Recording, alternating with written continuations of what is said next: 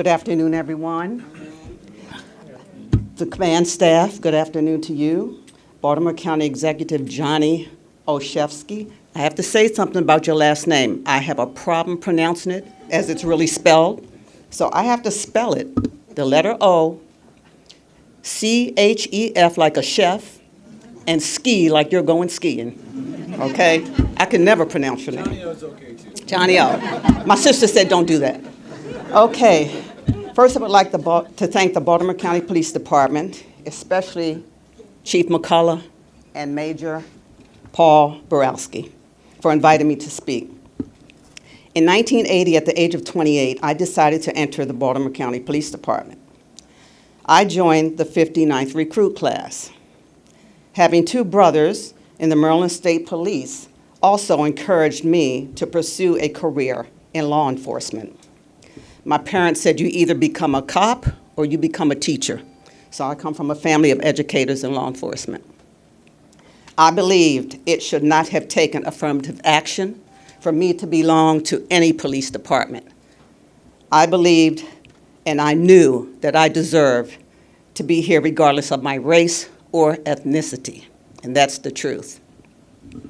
If my memory serves me correctly, I was one of 4 black women in the class. It was not easy because of one incident between myself and one other recruit who advised me we minorities did not belong. Well, he said that to the wrong woman. And when I finished talking to him, we had no more problems. That was not going to deter me from pursuing my law enforcement career. Maya Angelou said it best. When someone shows you who they are, you better believe it the first time. It was a very challenging time for me, especially the physical training, because I was completely out of shape. And I had been out of high school for a while. My study habits had to come back. I needed to prove to myself and no one else that I would get through the academy to graduation.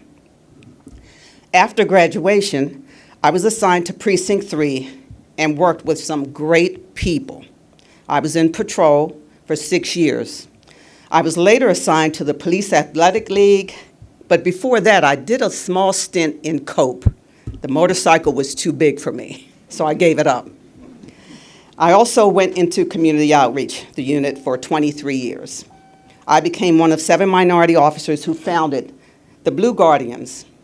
This organization was formed for minority officers due to concerns of unfair practices that some were experiencing.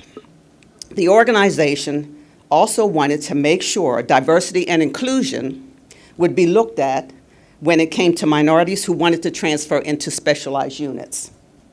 During my time as an officer, I was fortunate enough to have 2 incredible mentors, the late Corporal Gwen Parrish and Thurkey Guy of the counseling unit. I'm not sure if she still works here. Okay. Prior to Precinct 4 opening, I was approached by Captain Kim Meeks Hall, who was looking for an experienced outreach officer to assist her in setting up the new precinct outreach office. I immediately accepted the position.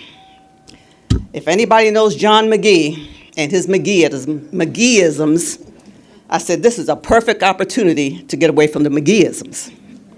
I must say that the best time of my 29-year career was working at Precinct 4 under Captain Kim Meeks Hall and Sergeant Vicki Wareheim. They never told us what we can't do in that unit. They always said, what can we do to make this unit better? They empowered us to devise and implement projects throughout the communities serviced by our precinct.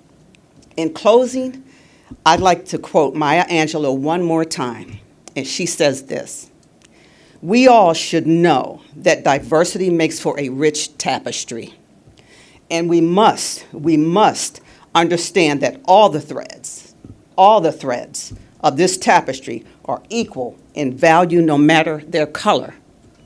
So as I look at the Baltimore County Police Department today, I see it as this tapestry.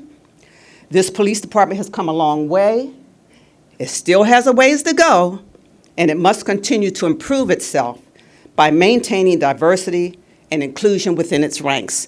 and I'm so honored to be here for the 150th anniversary. Mine was not as long as this man here, this third guy. Okay, thank you very much.